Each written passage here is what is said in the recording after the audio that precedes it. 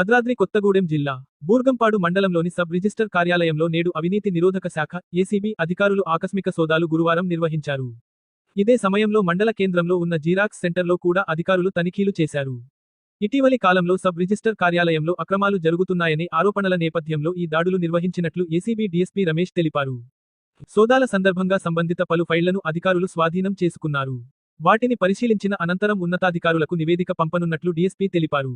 ప్రజలకు లంచం కోసం డిమాండ్ చేసిన ఏ విధమైన అధికారులపై కూడా దర్యాప్తు చేయడానికి ఏసీబీ సిద్ధంగా ఉందని ఆయన స్పష్టం చేశారు. ప్రజలు ఇలాంటి ఘటనలు ఎదురైతే వెంటనే ఏసీబీని సంప్రదించాలని సూచించారు. నా పేరు Y Ramesh, DSP ACB Bhadradri Kothagudem చూస్తాను.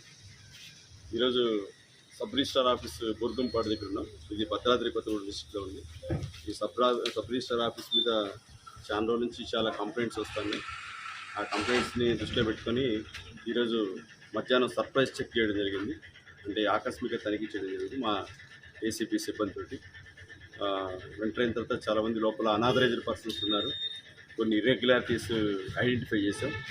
కొన్ని మనీ ట్రాన్సాక్షన్స్ కూడా, ఇల్లీగల్ ట్రాన్సాక్షన్స్, ఫోన్పే ట్రాన్సాక్షన్ కూడా కనపడ్డాయి. ఇవన్నీ వెరిఫై చేస్తున్నాం. ఈ వెరిఫై చేసి నెక్స్ట్ తగు చర్యల గురించి నెక్స్ట్ గవర్నమెంట్కి రాస్తాం.